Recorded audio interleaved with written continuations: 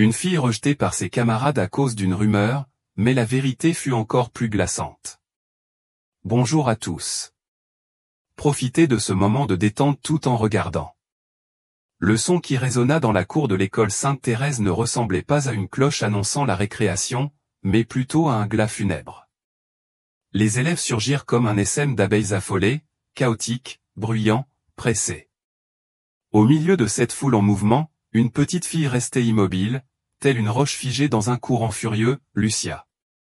Sa robe grise, d'un autre temps, qui lui tombait jusqu'aux chevilles, la rendait encore plus décalée.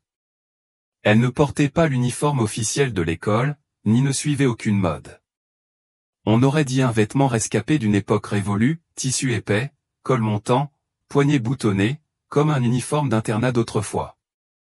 La couleur gris cendre accentuait encore plus la pâleur de sa peau sous le soleil éclatant d'Estrémadure.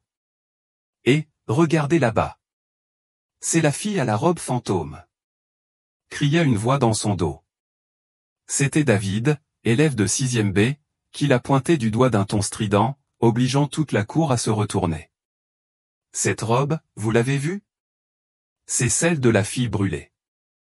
Lucia entendit Maria-Josée chuchoter à ses amis tout en se couvrant la bouche, ricanant.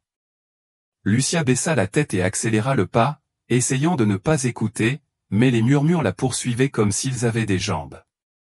Elle est folle. Ses parents sont morts brûlés et elle continue à porter cette robe. Tu crois à la rumeur? Celui qui touche sa robe aura la poisse. On dit qu'elle est maudite. Une main frappa brusquement le dos de Lucia. Elle sursauta et se retourna. C'était Alejandro, son camarade de classe, avec une grimace moqueuse. T'as lavé ta robe, le fantôme? Lucia ne répondit pas. Elle le regarda fixement, non avec de la haine, mais avec une froideur désarmante. Alejandro releva le menton. Qu'est-ce qu'elle a, celle-là? Elle est muette? Ah mais oui, les fantômes ne parlent pas. Un éclat de rire éclata derrière lui, suivi d'un crachat qui tomba juste à côté du pied de Lucia. Elle recula d'un pas, sans un mot, les lèvres serrées et les yeux rougis. Un professeur passa près d'eux, Monsieur Fabian, le prof de maths. Lucia le regarda comme on regarde une bouée dans une mer de cruauté. Elle parla d'une voix faible. Monsieur, je... Le professeur Fabian ne s'arrêta pas. Il ne lui jeta même pas un regard. Il continua sa route, le visage impassible. Derrière lui, Alejandro éclata de rire. T'as vu? Même le prof veut pas te voir. T'avais qu'à pas venir avec cette robe. La cloche de fin de récréation sonna. Tous se dirigèrent vers leur salle, laissant Lucia seule, le regard fixé sur la foule, comme si elle glissait peu à peu dans un monde solitaire et lointain. Dans la salle de classe 6A, là où étudiait Lucia, sa place se trouvait tout au fond, près de la fenêtre. Personne ne s'asseyait à côté d'elle. Les bancs à sa gauche et à sa droite restaient vides, comme une zone interdite. Sur son pupitre, on pouvait encore lire, gravé au crayon, « Meurt », malgré ses nombreux efforts pour l'effacer. La professeure principale, Elisa Navarro, entra en classe avec une pochette à la main. Sans lever les yeux, elle dit « Lucie Moreau. Où est ton devoir de géométrie ?» Lucia fouilla précipitamment dans son sac et en sortit la feuille. Mais avant qu'elle ait pu l'attendre, la professeure dit sèchement « Tu le rends en retard.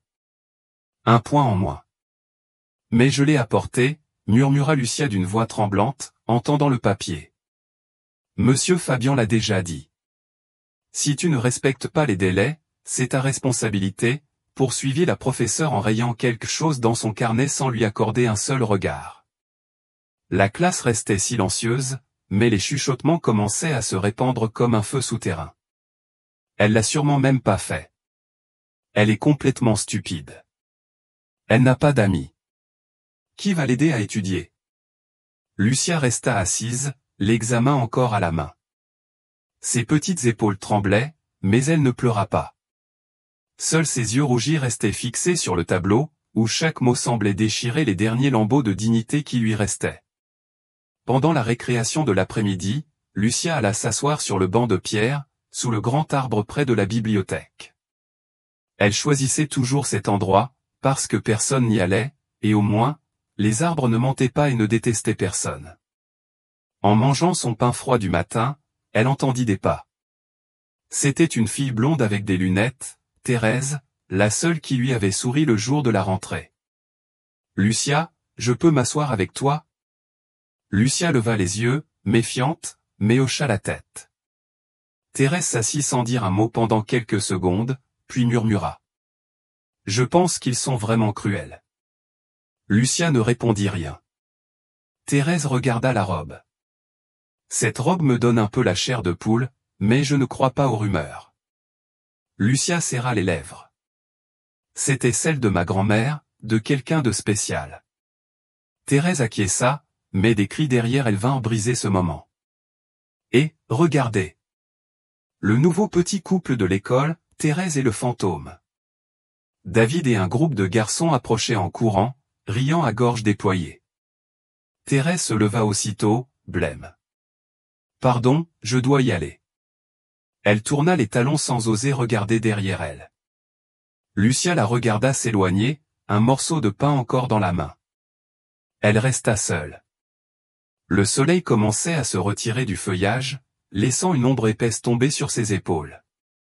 En fin de journée, lorsque la cloche de sortie retentit, Lucia traversa lentement le long couloir aux murs écaillés, imprégné d'une odeur d'humidité typique de l'ancien bâtiment. Elle passa devant le bureau du directeur, dont la porte était entr'ouverte. À l'intérieur, une voix masculine résonnait, froide. « Cette robe, ce n'est pas possible. » Lucia s'arrêta. Cette voix lui serra la poitrine. On dit qu'elle appartenait à cette fille. Inès Dubois, murmura une femme d'une voix tremblante. « Tais-toi. » Rugit l'homme. « N'en parle plus jamais. Je ne veux plus jamais entendre parler de cette histoire. Si nécessaire, on la renverra. » Lucia resta figée. Elle reconnut la voix du directeur Salvant. Elle fit demi-tour et s'éloigna, le cœur battant à tout rompre. Mais elle ne pleura pas, ne cria pas, ne dit rien. Elle marcha simplement en silence. Le ciel du crépuscule se teintait de pourpre, étirant les ombres des murs sur le sol en béton froid, où chaque pas de Lucia semblait rouvrir une blessure. Le mardi matin, le ciel était couvert et une fine bruine tombait, comme si le ciel lui-même détestait cet endroit. Lucia entra en classe avec un vieux manteau par-dessus sa robe grise et sombre. Ses chaussures en toile, déjà usées, étaient trempées à cause des flaques devant l'école. Elle posa sa boîte à déjeuner sur la table, un récipient en plastique rouge, décoloré, contenant quelques tranches de pain et un œuf au plat froid. Sa grand-mère l'avait préparé à 5 heures du matin, avec un mot collé sur le couvercle. « N'oublie pas de manger pour ne pas avoir froid. Je t'aime, mamie. » Lucia esquissa un léger sourire, puis se retourna pour chercher ses livres. Quelques minutes plus tard, au son du tambour annonçant le déjeuner, elle revint à sa place et ouvrit sa boîte. L'odeur fut immédiate. Un cri s'échappa de sa bouche. À l'intérieur, le pain et l'œuf étaient en miettes, mélangés à de longs cheveux humains et à des mouches vivantes qui rampaient dans une sauce tomate répandue partout. Un petit papier taché de graisse flottait dans la saleté. Lucia, tremblante, le prit. Écrit au feutre noir, il disait « Monstre, mange. » C'est à part en enfer. Un éclat de rire éclata derrière elle. « Et, Lucia, ton déjeuner a l'air délicieux. » cria Alejandro, déclenchant l'hilarité générale dans la classe. C'est sûrement les cheveux dînés. Le fantôme avait faim, se moqua Maria-Josée en se pinçant le nez, feignant la nausée. Lucia tenait sa boîte repas, figée, sans savoir quoi faire. Des mouches s'en échappaient et tombaient au sol. Le professeur de service, Monsieur Thomas Ramier, entra dans la salle, alerté par le vacarme. Il fronça les sourcils en voyant Lucia. « Qu'est-ce que c'est que ça? Que se passe-t-il ici ?» Lucia leva timidement la boîte en balbutiant. « Monsieur, quelqu'un a fait ça. » Mais avant qu'elle ne puisse finir, il l'interrompit sèchement. Apporter une chose pareille en classe est une violation du règlement sanitaire. Tu veux rendre tout le monde malade? Lucia écarquilla les yeux, stupéfaite. Mais ce n'est pas moi, quelqu'un. Ça suffit, coupa Théil en frappant son cahier contre le bureau. Emporte ça chez toi. Si ça se reproduit, j'appellerai ta famille. Les élèves se penchèrent sur leur pupitre, éclatant de rire. Alejandro siffla. Monsieur, on devrait porter des masques avec cette fille. Oui, monsieur, cette odeur me traumatise. Ajouta Claire en riant toujours. Lucia s'enfuit en courant, sa boîte repas dans les bras, les larmes aux yeux. Mais avant de quitter la salle, elle trébucha sur un pied tendu. Elle s'écrasa de tout son long. La nourriture s'envola dans les airs, avec les cheveux et les mouches qui atterrirent sur les pupitres voisins. Les élèves hurlèrent. Ah! Un cheveu du fantôme m'est tombé dessus. Des mouches, il y a de vraies mouches. Vite, vite, prenez des photos. Une pluie de téléphones s'éleva. Le clic des caméras résonna encore et encore. Un élève nommé Paul se tourna vers son camarade. Je mets quel titre? Le déjeuner infernal de la fille grise. Lucia se releva à quatre pattes. Ses mains étaient pleines d'œufs et de cheveux, mais son regard était vide. Elle s'enfuit sans se retourner. Dans le couloir, Thérèse passait par hasard. En voyant Lucia courir, les manches souillées, le visage en larmes, elle s'arrêta. Lucia, qu'est-ce qui s'est passé? Ne dis rien, murmura Lucia sans se retourner. Thérèse voulut la suivre, mais, au loin, son groupe d'amis cria. Thérèse, viens déjeuner. Ne reste pas avec le fantôme. La fillette serra les lèvres, hésita, puis fit demi-tour. Ce même après-midi, en salle des professeurs, la maîtresse Elisa Navarro entra, l'air épuisé, téléphone à la main. Elle ouvrit la galerie de photos qu'un élève venait de lui envoyer. Sur l'image, Lucia, assise à côté de sa boîte repas remplie de cheveux et de mouches. Mon Dieu, soupira-t-elle. Le professeur Ramirez, qui buvait son café, leva les yeux. Qu'y a-t-il? C'est au sujet de la petite Moreau. Quelqu'un a mis des choses répugnantes dans son repas, et toute la classe s'est moquée d'elle. Ne t'inquiète pas, l'interrompit Ramirez. Cette fille perturbe l'équilibre émotionnel du groupe depuis un moment. Le mieux serait qu'elle prenne quelques jours ou change d'école. Mademoiselle Navarro fronça les sourcils. Mais quelqu'un lui a fait une sale blague, clairement. Tu viens d'arriver dans cette école, coupa Théil d'un ton froid. Tu ne sais pas encore. Il y a des enfants qui ne trouvent pas leur place dans une communauté. On ne peut pas guérir les démons. L'atmosphère se glaça. Une autre professeure, Laura Hidalgo, dit à voix basse. J'ai entendu dire que sa robe vient de l'incendie d'il y a des années, le dernier vêtement qu'il lui reste. Ramirez eut un rire sarcastique. Et elle la porte comme une déclaration, comme si elle voulait rappeler à tous un passé que l'école entière veut oublier. Pendant ce temps, au fond du couloir, Lucia était recroquevillée dans une cabine des toilettes des filles. La porte fermée. Ses mains serraient le papier maudit, désormais froissé. Dans la pénombre, seul le goutte-à-goutte d'une vieille canalisation résonnait. Elle murmura. Pourquoi moi? Que ai-je fait de mal? Une voix lui souffla dans l'esprit. Parce que tu es ce qu'il reste d'un secret enfoui. Ce même après-midi, une réunion extraordinaire fut organisée par le groupe, sous la supervision du professeur d'éthique, Monsieur Serrano. Un homme grand, chauve, à la voix grave et sérieuse, mais aujourd'hui, il se contentait d'écouter. Lucia fut appelée à s'avancer. « Tu es Lucie Moreau ?» demanda Monsieur Serrano. « Oui », répondit-elle d'une voix tremblante. « Sais-tu pourquoi on t'a demandé de prendre la parole aujourd'hui ?» Lucia baissa les yeux, pensant à l'histoire de la boîte à déjeuner. Un élève avait filmé une vidéo et l'avait partagée sur les réseaux sociaux. « As-tu quelque chose à dire à la classe ?» Lucia resta silencieuse. Puis, elle leva les yeux. « Je n'ai rien fait de mal. » Depuis sa place, Alejandro murmura. Regardez, le fantôme sait parler. Monsieur Serrano fronça les sourcils. Silence. Lucia continua, la voix brisée. Je sais que tout le monde me déteste, mais je ne suis pas un monstre. Claire éclata d'un rire moqueur. Et alors, pourquoi tu continues à porter cette robe? Lucia tourna la tête vers elle. Ma grand-mère disait toujours que ce qu'on oublie finit par revenir d'une manière ou d'une autre. La classe resta silencieuse un instant, jusqu'à ce que David rompe la tension avec un éclat de rire. C'est mignon. Et toi, tu es quoi? Un fantôme qui raconte des histoires? Monsieur Serrano frappa la table de sa main. Ça suffit. L'atmosphère se glaça. Nous allons enquêter. Mais à partir de maintenant, toute personne qui propage des rumeurs superstitieuses sera sévèrement sanctionnée, dit-il en regardant chacun dans les yeux. Après les cours, Lucia sortit dans le couloir. Elle croisa le directeur Salvant, qui revenait de l'auditorium. Il la scruta de haut en bas avec une froideur coupante. Toi encore? Tu transformes cette école en cirque? Lucia serra les lèvres. Ce n'est pas ce que je veux. Salvant s'approcha de son visage.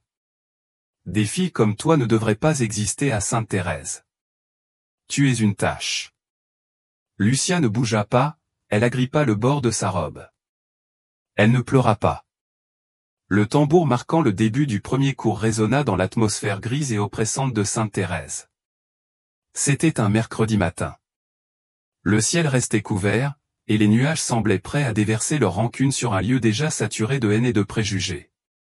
Lucia entra dans la salle sans surprise ni confusion sur le visage. Elle avait appris à ne plus ressentir, ou du moins à faire semblant. Mais quelque chose était différent ce jour-là. Tous la regardaient, non seulement avec mépris, mais aussi avec une étrange crainte mêlée de prudence, comme s'il faisait face à un objet dangereux. Alejandro fut le premier à parler, avec un sourire tordu. « Et, vous avez entendu la dernière ?» Maria José, assise non loin, chuchota comme si elle racontait une histoire d'horreur. « Ma sœur, qui est en troisième, m'a dit que son amie Claire s'est cassé la jambe hier juste en touchant l'épaule de Lucia. »« C'est vrai », ajouta aussitôt Carla. Lucia descendait les escaliers.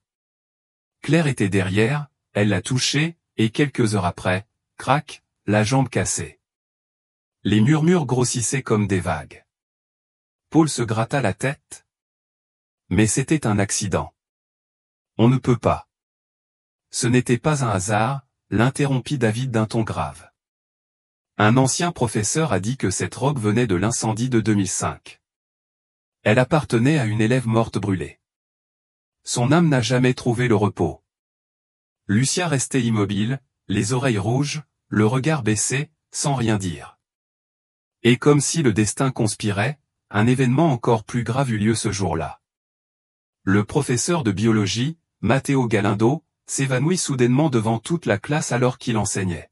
« Mon Dieu !» cria mademoiselle Navarro en entrant, pendant que les élèves s'attroupaient. « Qu'est-ce qui lui est arrivé ? Appelez les secours, vite, il ne réagit pas. » Lucia, au fond de la salle, restait paralysée. Alors Maria José s'écria. « Attendez.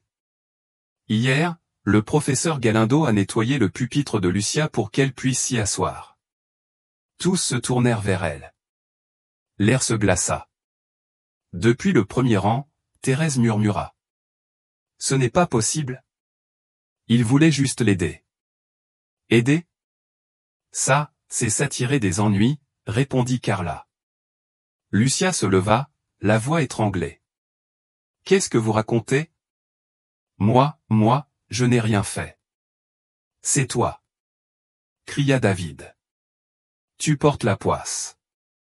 Tous ceux qui t'approchent ont des problèmes. »« Oui, » ajouta Alejandro. « Cette robe est maudite. Tu transportes une malédiction. » Lucia recula et trébucha contre un banc. Les élèves l'encerclèrent, la poussant vers un coin de la salle.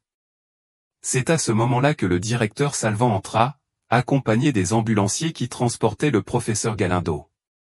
Il balaya la pièce du regard jusqu'à poser les yeux sur Lucia. « Que se passe-t-il ici » demanda-t-il. David s'avança.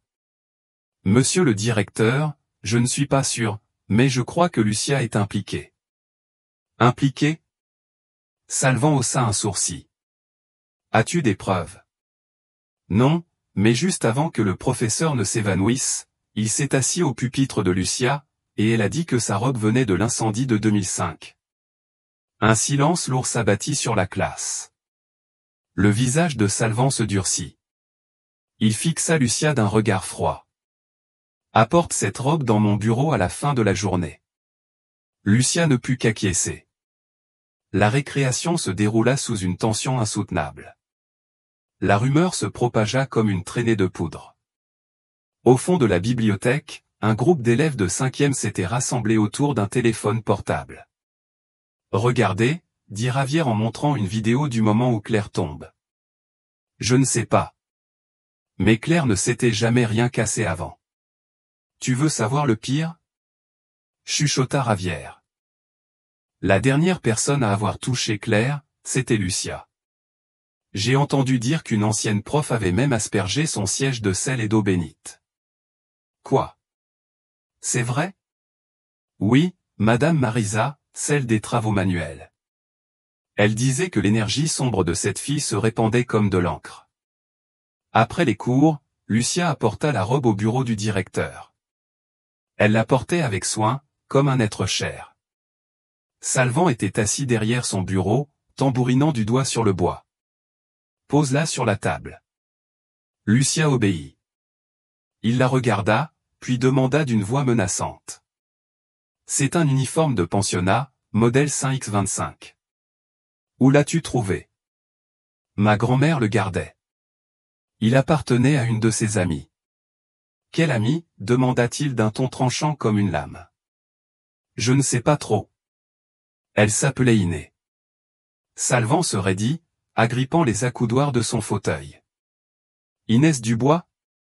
Lucia hocha la tête. Le silence envahit le bureau. Puis Salvan esquissa un sourire glacial.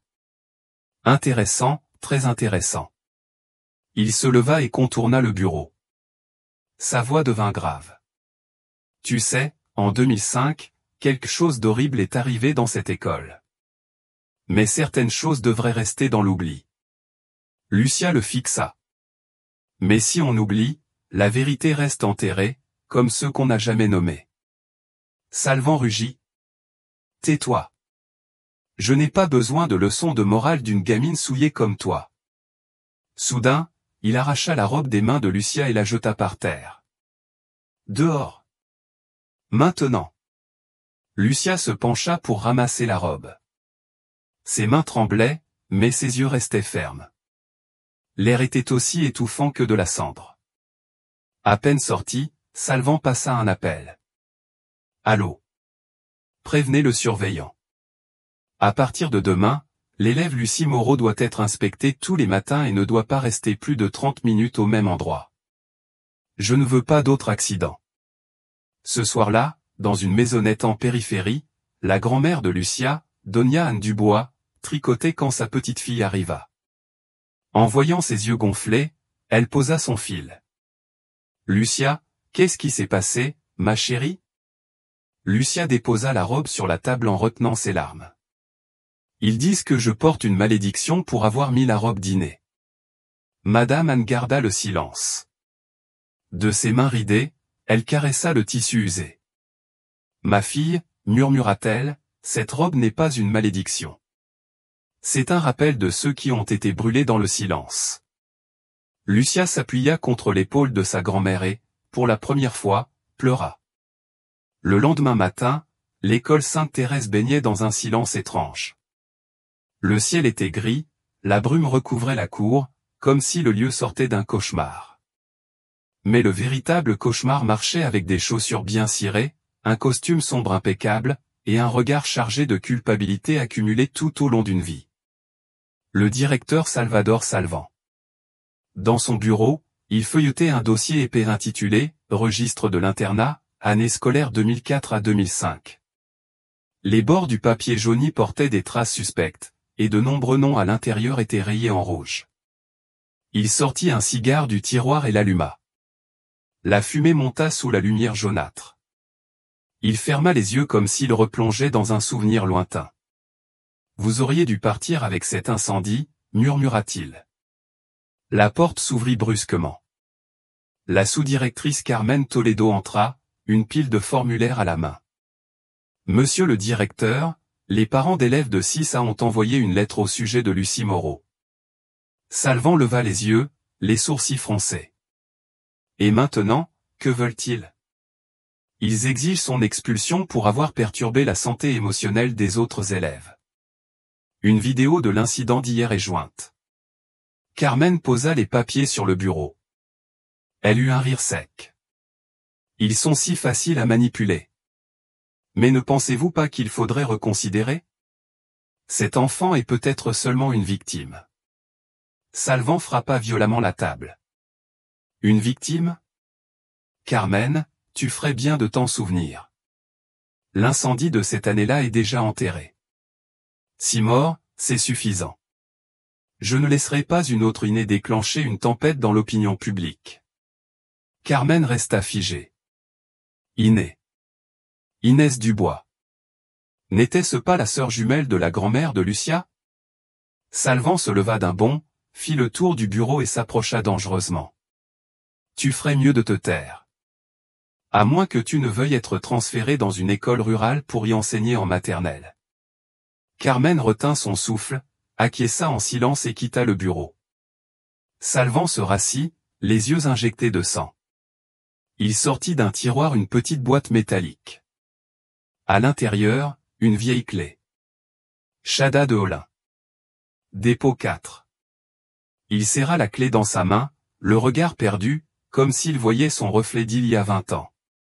Octobre 2005. Salvan venait d'être nommé directeur.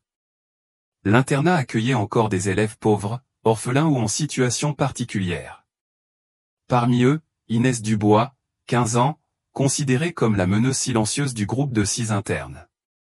Inès avait publiquement remis en question Salvan lors d'une réunion avec les parents sur l'usage douteux des fonds de l'école. Monsieur le directeur, pourquoi les internes n'ont-ils pas de chauffage alors que les dépenses sont déclarées chaque trimestre ? Salvan répondit froidement. Tu n'as pas le droit de poser des questions.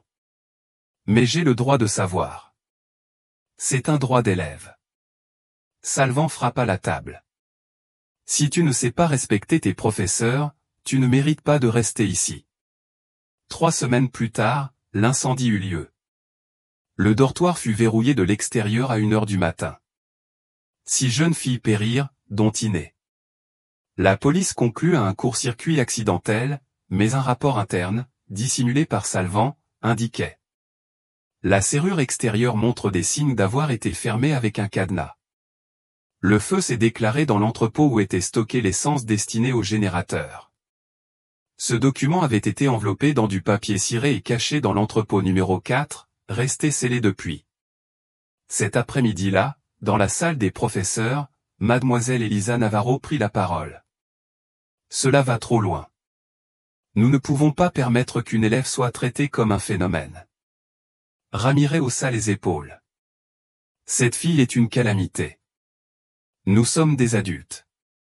Nous sommes des éducateurs. Allons-nous, nous aussi, croire aux malédictions ? Depuis le fond de la salle, Salvan intervint d'une voix tendue. Ça suffit, je ne veux plus entendre parler de cet enfant. Quiconque insistera sera considéré comme perturbateur. Il se leva brusquement et frappa la table de ses 2 mains. Cette robe doit être brûlée. Comme les anciens rebelles. Un silence abasourdi tomba sur la salle. Personne n'osa répliquer. L'air semblait s'être volatilisé. Un jeune professeur, nommé Esteban, murmura à Navarro en sortant. Il sait quelque chose, j'en suis sûr. On ne réagit pas ainsi pour une simple robe. Ce soir-là, Lucia était dans sa chambre, regardant la robe suspendue en face de son lit. Sa main reposait sur son journal. Vendredi 13. Mamie dit que cette robe appartenait à une bonne personne. Mais pourquoi tout le monde me voit comme un monstre? Si celle qui l'a portée a été brûlée, alors moi aussi je finirai en cendres avec elle. Madame Anne ouvrit la porte avec un verre de lait chaud à la main. Ma petite, tu écris quelque chose? Lucia referma le carnet et secoua la tête. Mamie? Qui était Iné?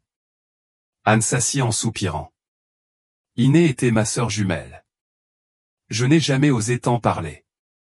J'avais peur de t'entraîner dans un vieux cauchemar. Lucia la regarda fixement. Elle est morte dans l'incendie de 2005. Anne acquiesça, les yeux embués. Iné s'est opposée au directeur Salvan. Elle était courageuse, elle ne se taisait jamais face à l'injustice. Mais c'est ce qui l'a tuée. Lucia frissonna. Alors, cette robe, c'est la dernière qu'elle a portée? Anne ne répondit pas. Elle se contenta de lui serrer la main. Lucia murmura. Je ne me tairai pas. Je ne veux pas brûler en silence, comme elle. Le lundi matin, la cérémonie scolaire commença par une longue lecture de noms dans la cour, où les élèves se tenaient en rang sous un soleil écrasant. La voix du professeur Ramirez résonnait, monotone et sèche. Liste des élèves récompensés ce mois-ci, David Fernandez, meilleure moyenne de la CISA. Claire Gomez, nette amélioration en langue. Alejandro Lopez, mention spéciale en sport. Nom après nom, applaudissements mécaniques. Mais les yeux de Lucia restaient fixés sur l'estrade, là où, autrefois, figurait son nom, avant qu'il ne soit retiré en silence. Lucia obtenait de bons résultats dans presque toutes les matières, au-dessus de la moyenne. Mais aujourd'hui, son nom ne fut pas cité. Thérèse, près d'elle, chuchota. Avant, tu recevais des diplômes. C'est étrange. Lucia ne répondit pas. Elle serra les poings, le regard vide. Alors Ramirez s'éclaircit la gorge. De plus, l'établissement informe que l'élève Lucie Moreau de la CISA, pour avoir enfreint à plusieurs reprises le code vestimentaire, encouragé les superstitions et perturbé le groupe, est suspendu de toute activité extrascolaire jusqu'à nouvel ordre. Les murmures se propagèrent comme une épidémie. Encore elle. Non seulement elle porte malheur, mais maintenant elle est traitée comme une peste contagieuse. Lucia resta figée dans son rang, le visage cramoisi, comme si on l'avait giflée en public. Thérèse voulut dire quelque chose, mais Lucia avait déjà tourné la tête, les yeux embués de larmes. Dans la salle des professeurs, Navarro se précipita vers le bureau du directeur, la voix brisée. Monsieur Salvan, je ne suis pas d'accord avec cette décision. Salvan reposa sa tasse de café sans lever les yeux. Que voulez-vous dire? Lucia est une bonne élève. Elle n'a rien fait de mal. Lui interdire de participer aux activités est... Salvan l'interrompit. Mademoiselle Navarro, ceci n'est pas un cours d'éthique. C'est un établissement avec des règles. Puis il frappa la table. C'est à cause de professeurs comme vous que des filles comme Inès Dubois ont osé défier le système. Navarro resta figé. Alors vous admettez ce qui s'est passé en 2005? Salvan marcha lentement vers la fenêtre, sa voix aussi froide que le vent. Je n'admets rien. Je sais seulement quiconque déstabilise doit être éliminé. Que ce soit Iné à l'époque ou Lucia aujourd'hui. Le mercredi après-midi, la classe répétait pour l'anniversaire de l'école. Lucia, sors, ordonna la professeure d'art, Isabelle Ruiz. Lucia resta immobile. Mais je répète depuis lundi. Je connais déjà mes répliques. Tu n'es plus sur la liste. C'est une décision de la direction. David a raison, lança quelqu'un. Qui met un fantôme dans une pièce pour enfants? Le groupe éclata de rire. Lucia ne bougea pas. Thérèse la regarda, prête à parler, mais le regard d'Isabelle lui fit ravaler ses mots. Au milieu de la cour, Lucia s'assit seule. Le vent soulevait les plis de sa robe grise, comme s'il révélait d'anciennes blessures. Le vendredi, devant toute l'école, la liste des sanctions fut lue. La voix de Ramirez résonna. Élève ayant enfreint le règlement cette semaine, Lucie Moreau, pour non-respect de l'uniforme, manque d'intégration et indiscipline en classe. Lucia se tenait au milieu de la cour, les mains serrant les bords de sa robe. Salvan, dans la rangée de l'équipe de direction, ne la quittait pas des yeux. Il esquissa un sourire tordu en la voyant baisser la tête, les épaules tremblantes. Cet après-midi-là, Donia en arriva à l'école. Ses cheveux argentés soigneusement attachés, sa robe violette ancienne impeccable, elle se posta à l'entrée comme quelqu'un prêt pour une bataille. D'une voix polie mais ferme, elle s'adressa à la réceptionniste. « Je souhaite parler au directeur Salvan. Je suis la tutrice légale de Lucie Moreau. » Peu après, elle fut invitée à entrer. Salvan était assis derrière son bureau, plissant les yeux en voyant entrer la vieille dame. « Madame Dubois, je me souviens de vous. » Anne alla droit au but. « Vous poussez ma petite fille dans le même précipice que celui où vous avez poussé ma sœur il y a 20 ans. » Salvan se leva, les mains dans le dos. Lucia a choisi ce chemin en portant une vieille robe, en refusant de baisser la tête face au harcèlement. « Ne me donnez pas de leçons de gestion, monsieur Salvan, dit-elle d'une voix tranchante comme une lame. Je ne vous enseigne rien. Je vous avertis. Vous pensez avoir tout enterré? Le feu ne s'éteint jamais tant qu'il reste des braises sous les cendres. Salvan frappa la table. Sortez de mon bureau et emmenez votre petite fille. Ma petite fille reste. Ce qui est revenu, c'est la vérité, dit Anne en se retournant. Ce soir-là, Lucia était assise près de la fenêtre, regardant la cour arrière encore humide. La voix de sa grand-mère parvint depuis la cuisine. « Je suis allé le voir aujourd'hui. » Lucia tourna la tête, les yeux grands ouverts. « Quoi? Qu'est-ce que tu lui as dit? » Pas grand-chose, mais assez pour qu'il sache que désormais, nous ne nous tairons plus. Lucia baissa la tête. « Il me déteste. Tout le monde me déteste. » Anne posa une main sur son épaule. « Tu as le droit d'exister. » Tout comme Iné l'avait. Lucia acquiesça lentement, les yeux rouges.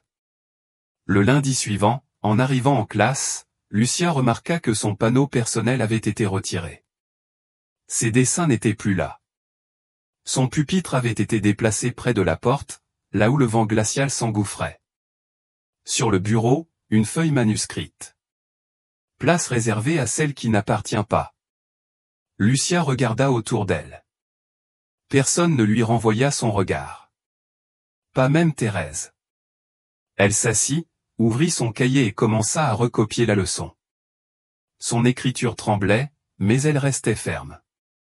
Le mercredi après-midi, le ciel était chargé. Le vent sifflait dans les couloirs du vieux bâtiment, faisant vibrer les vitres comme si elles frémissaient de peur. L'école Sainte-Thérèse se préparait pour l'anniversaire prévu la semaine suivante. Tout le bâtiment était en ébullition à cause des listes de décoration, du montage de la scène et du nettoyage des réserves. Madame Isabelle Ruiz, l'enseignante, organisait des groupes de 6 juste devant la classe. Alejandro, David, Ravière, montaient dans la salle d'art plastique chercher les panneaux de dessin. Thérèse, Carla, aidaient à ranger les étagères de la bibliothèque. Et ce groupe-là? Madame Ruiz consulta sa liste. Lucia, Paul et Christine, vous vous occupez du nettoyage du local 4. Lucia leva la tête, surprise. Mais ce local est fermé depuis des années. Isabelle fronça les sourcils. Le directeur Salvan a remis la clé. Aujourd'hui, on l'ouvre pour inspecter les anciens matériels. Paul soupira. Et pourquoi nous? Christine murmura. C'est peut-être parce qu'on a l'amulette, alors les fantômes ne nous feront pas peur? Paul eut un rire nerveux, lançant un regard mal à l'aise à Lucia. Le local 4 se trouvait derrière l'ancien terrain de basket, abandonné depuis plus de 10 ans. La porte en fer rouillé portait un panneau délavé, entrée interdite sans autorisation. Lucia inséra la clé et la tourna. Un déclic sec résonna dans le silence. En ouvrant, une odeur de moisi, de cendres froides, de bois pourri et de métal oxydé les enveloppa aussitôt. Paul se boucha le nez. Cet endroit ne semble pas sûr pour des élèves. Christine donna un coup de pied dans une boîte cassée. Il n'y a que de la poussière et des toiles d'araignée. Même les fantômes ont dû fuir. Lucia avança lentement, son regard explorant les étagères branlantes. Soudain, elle s'arrêta net. Sur une rangée de crochets rouillés, pendaient des dizaines de robes grises identiques à celles qu'elle portait. Lucia murmura. Ce sont les STX 25. Paul s'approcha et toucha le tissu. C'est exactement la même que la tienne. Christine les observait, sa voix baissant d'un ton. Ce devaient être les uniformes de l'ancien internat.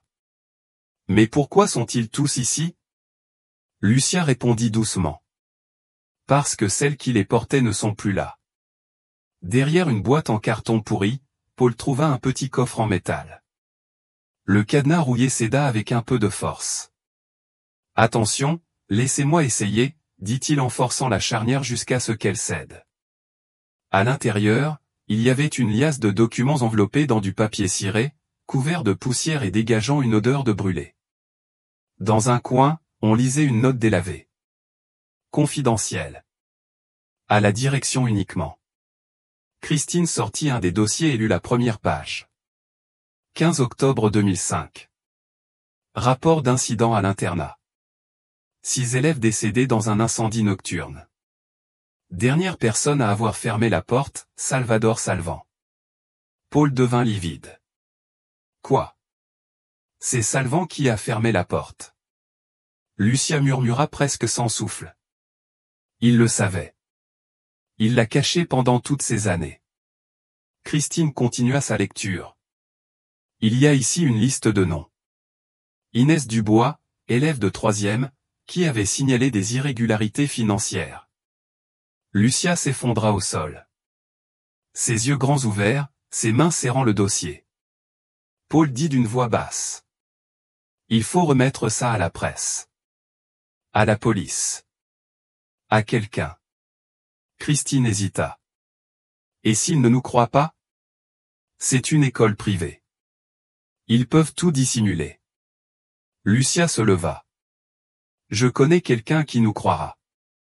Cet après-midi-là, dans la salle des professeurs, Monsieur Salvan examinait la liste des préparatifs pour l'anniversaire de l'école, visiblement irrité. Qui diable a laissé cette gamine entrer dans le dépôt numéro 4? Qui l'a autorisé? Madame Isabelle Ruiz trembla. C'est vous, vous lui avez remis la clé.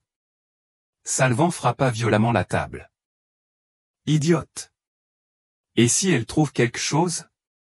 Un employé frappa à la porte.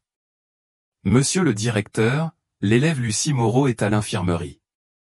Elle s'est évanouie. Évanouie, ricana Salvan avec mépris, ou bien elle prépare sa prochaine pièce de théâtre. À l'infirmerie, Lucia était assise, le dossier toujours serré contre elle. Thérèse apparut soudain à la porte. Lucia leva les yeux. Qu'est-ce que tu veux? J'ai entendu dire que tu t'étais évanouie. J'étais inquiète. Lucia la fixa.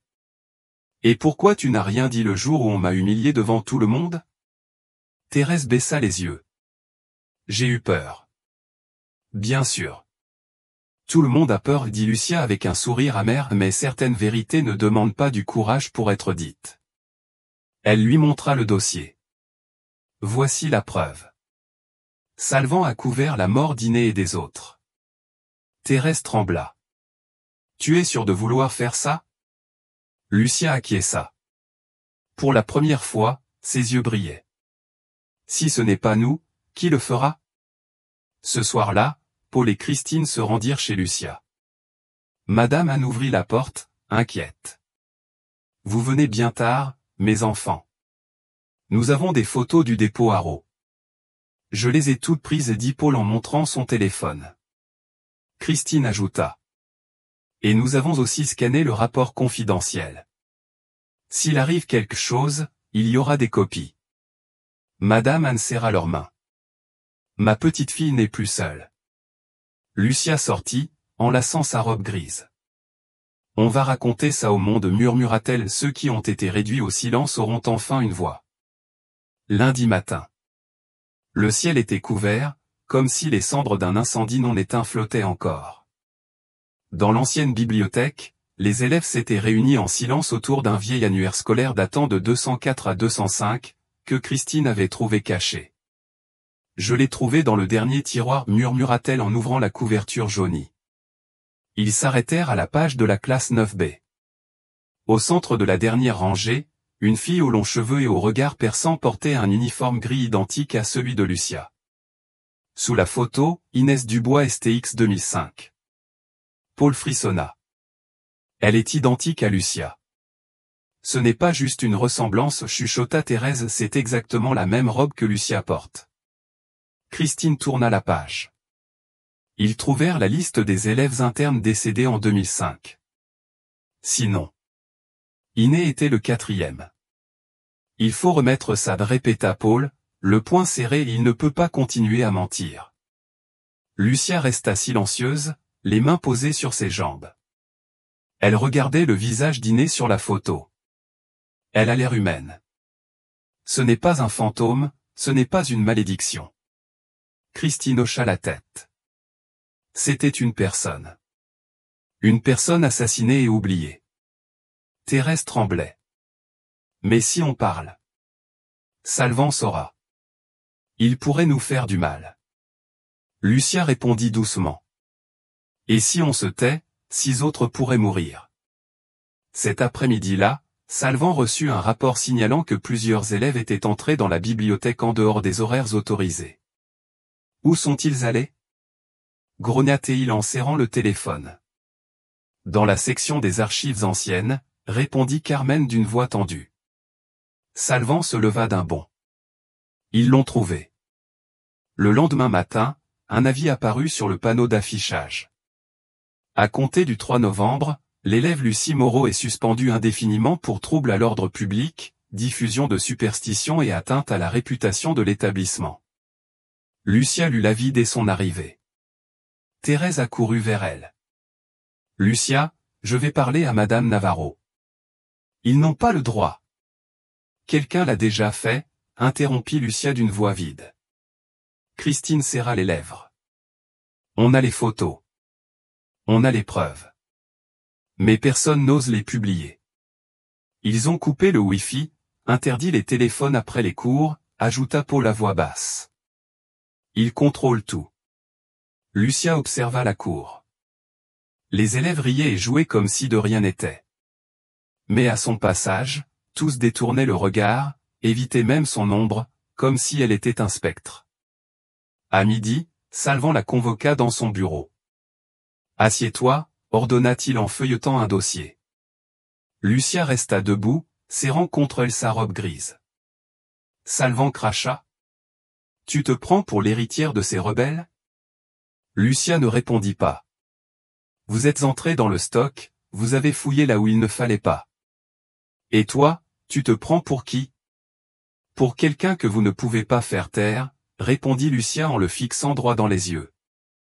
Salvan s'approcha, arracha la robe de ses bras et la jeta à terre. Tu n'es qu'un déchet déguisé en être humain. Je vais t'effacer de cette école, jusqu'au dernier souvenir. Lucia se pencha pour ramasser la robe. Ses yeux s'humidifièrent, mais aucune larme ne coula. Vous pouvez me renvoyer, mais je ne me tairai pas. Salvan resta figé quelques secondes, puis rugit. Dehors. Lucia s'éloigna dans le long couloir comme en apesanteur. Les photos du mur avaient été changées. Elle n'y figurait plus. Celle où elle apparaissait avait disparu. Elle passa devant la salle 6A. Thérèse voulut courir vers elle, mais Claire la retint. T'es folle? Tu veux te faire virer, toi aussi?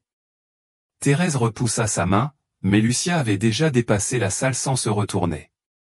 Le fantôme vivant a vraiment été expulsé, murmura David. Paul l'observa en silence, le visage tendu. Christine serra les poings. Personne ne riait, mais personne ne pleurait non plus. La cour, vaste comme un cimetière, vit Lucia marcher sur chaque dalle glacée, là où elle avait été pointée du doigt, humiliée, ridiculisée. Mais ce jour-là, il n'y eut ni rire, ni applaudissements. Seulement des regards qui fuyaient, comme devant un spectre bien réel. Lucia s'arrêta à l'entrée, se retourna une dernière fois. Elle ne pleura pas. Elle serra simplement la robe dîner contre sa poitrine et reprit sa marche. Ce soir-là, dans la petite maison au bout de la rue, la grand-mère Anne serra sa petite-fille dans ses bras. « Ils ne peuvent pas t'enlever ta lumière, dit-elle d'une voix tremblante. Lucia posa sa tête sur son épaule. Mais j'ai froid, comme si tout le feu du monde s'était éteint. Sa grand-mère la serra encore plus fort. Non, car tu es la dernière braise, et le feu peut renaître de ses cendres. 3 jours après l'expulsion de Lucia, une épaisse enveloppe brune apparut sur le bureau de Claire Vallet, animatrice du célèbre programme d'investigation Le Silence tue, diffusé sur la chaîne nationale. Sans expéditeur, sans note, seulement une phrase dactylographiée en majuscules, ne les laissez pas faire taire à nouveau. Claire l'ouvrit avec précaution. À l'intérieur, un dossier enveloppé dans du papier ciré, une photo de la robe STX 2005. Et une image d'Inès Dubois avec une annotation, morte dans l'incendie après avoir été enfermée. La dernière personne à avoir fermé la porte. Salvador Salvan.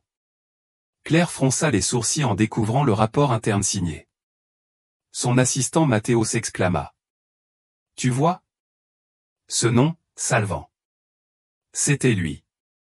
Claire acquiesça. Sa main tremblait légèrement. C'est une bombe, Mathéo. Il faut tout vérifier. Appel des professeurs de Sainte-Thérèse. Commence par quelqu'un du nom de Navarro. Le lendemain matin, des coups insistants à la porte firent sursauter Madame Anne. En ouvrant, elle trouva Claire Vallet, une enveloppe à la main, accompagnée de 2 caméramens et d'un assistant. Bonjour. Je suis Claire Vallet, de TVE. J'aimerais vous poser quelques questions sur Inès Dubois et votre petite-fille, Lucie Moreau. Madame Anne resta silencieuse quelques secondes, puis s'écarta. Entrez.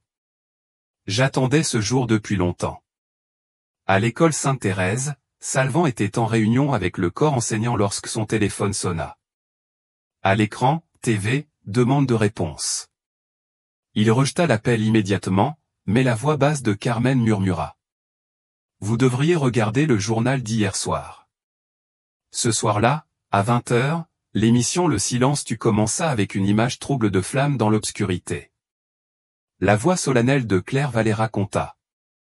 En octobre 2005, un incendie dévastateur a eu lieu dans l'internat de l'école Sainte-Thérèse, coûtant la vie à 6 élèves. L'affaire a été rapidement classée, attribuée à un court-circuit. Mais 20 ans plus tard, nous avons reçu des documents internes inédits. À l'écran apparut le rapport avec une signature, Salvador Salvan a fermé la porte. S'ensuivit une interview de Madame Anne, la voix tremblante. Inès ne dormait jamais porte fermée de l'extérieur. Je le sais, c'était ma sœur. Et je crois que quelqu'un a voulu faire disparaître ses enfants. Salvan jeta la télécommande contre la table. Salaud. Ils ont osé le diffuser. Il appela aussitôt son avocat. Bloque cette chaîne. Poursuis-les pour diffamation. Mais à l'autre bout, la voix était hésitante. Salvan, c'est grave. La police nous a déjà contactés. Il y a des témoignages qui confirment les accusations. Absurde. Fais ton travail. Personne ne peut effacer le passé. La ligne coupa. Chez Lucia, la lumière de l'écran illuminait son visage. Elle serrait la robe dîner contre elle. Ses mains tremblaient en écoutant la fin de l'émission. Claire concluait. L'affaire Sainte-Thérèse a été officiellement rouverte par le tribunal régional. L'actuel directeur, Salvador Salvan, a été suspendu et convoqué en tant que suspect. Regardant la caméra, elle dit d'un ton ferme. Et parmi les flammes de cette nuit-là, il y avait des cris que personne n'a jamais entendus. Le moment est venu de les écouter. Le lendemain matin, tout le pays était bouleversé. De Madrid à Séville, dans les médias et sur les réseaux sociaux, tout le monde parlait d'une fillette, Lucie Moreau, expulsée pour avoir porté la robe d'une morte. Le mot dièse #la robe grise ne se tait pas devint tendance nationale. À Sainte-Thérèse, l'ambiance était à la stupeur. Un groupe d'élèves s'était rassemblé devant le nouveau panneau d'affichage. Ravière murmura. Ils l'ont vraiment suspendu. Claire frissonna. Alors, Lucia disait la vérité depuis le début. Paul ajouta. Elle ne faisait pas que dire la vérité. Elle a supporté bien pire que ça. Digo baissa la tête en silence. Christine murmura. Nous avons fait une terrible erreur. Ce même jour, au commissariat, Salvan se trouvait dans une salle d'interrogatoire. En face de lui, 2 enquêteurs et un dossier épais comme une brique. L'un d'eux demanda. Comment comptez-vous nier cela alors que c'est bien votre signature? Salvan serra les lèvres. J'ai suivi le protocole. Ce n'était pas intentionnel. Et comment expliquez-vous le dossier scellé? Ou l'expulsion immédiate de Lucie Moreau après l'apparition de ces documents? Des gouttes de sueur coulaient sur son front. Cette fille voulait me détruire. L'enquêteur répliqua d'un ton ferme. Ce n'est pas elle qui a détruit 6 enfants, et failli en anéantir un de plus. Ce soir-là, Claire reçut un appel d'un numéro inconnu. Allô? La voix d'une jeune fille répondit. Je suis Lucia. Pourriez-vous m'aider à dire quelque chose à la télévision? Claire sourit. Que veux-tu dire, ma petite? Je veux juste dire, Iné n'a jamais disparu. Je n'ai maudit personne. Je veux juste qu'il revive dans la mémoire, pas dans les cendres. Claire resta silencieuse quelques secondes, émue. Tu auras ta voix. Le pays entier t'écoutera. Une semaine après l'émission, le ministère de l'Éducation d'Espagne publia un communiqué officiel. Nous réhabilitons l'honneur de l'élève Lucie Moreau. Elle recevra la médaille du courage pour avoir dit la vérité.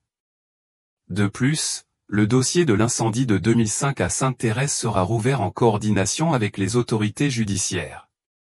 Chez Donia Anne, la sonnette retentit. Lucia ouvrit la porte. Une femme en tailleur tenait une enveloppe dorée.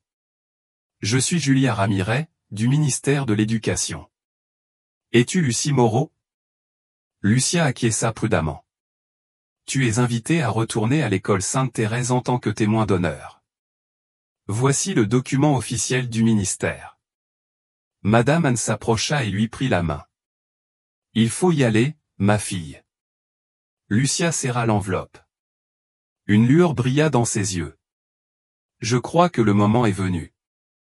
Ce jour-là, toute l'école Sainte-Thérèse baignait dans un silence étrange. Les élèves en uniforme formaient des rangées de chaque côté de la cour principale. Étaient présents la nouvelle équipe de direction, d'anciens professeurs, des journalistes et des autorités locales. Paul, Christine, Thérèse et Ravière étaient au premier rang. Thérèse murmura. Elle va franchir à nouveau les portes de l'endroit qui l'a précipitée dans l'abîme. Christine, les larmes aux yeux, répondit. Mais cette fois, elle y entre comme une survivante. Ce n'est plus une victime.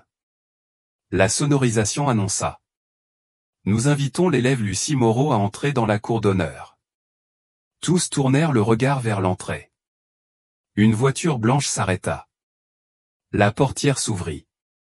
Lucia en descendit, vêtue d'une robe blanche impeccable, les cheveux relevés, des chaussures noires bien cirées, mais dans ses bras, elle portait toujours la robe grise STX 2005, comme un symbole irrévocable. Personne ne dit un mot, mais peu à peu, chaque élève se leva. Un par un. David, celui qui lui avait craché dessus un jour, fut le premier, les yeux embués. Puis Carla, puis Ravière, puis tous les élèves de Sainte-Thérèse. Lucia avança lentement entre les rangées, non pas la tête haute comme une victorieuse, mais comme celle qui portait la voix de ceux que l'on avait réduits en cendres. Sur la scène principale, le ministre de l'Éducation lui remit un diplôme et une médaille d'argent gravée d'une flamme. Au nom du gouvernement, nous vous demandons pardon, Lucie Moreau. Pardon pour ce qui vous a été refusé, caché et oublié. Lucia prit le micro, inspira profondément. Toute la cour retint son souffle. Je ne suis pas la fille du démon. Je ne porte aucune malédiction. La robe grise que je porte ne contient pas une âme, mais la mémoire de celles et ceux qui ont un jour vécu. Elle souleva sa robe, la voix tremblante mais ferme.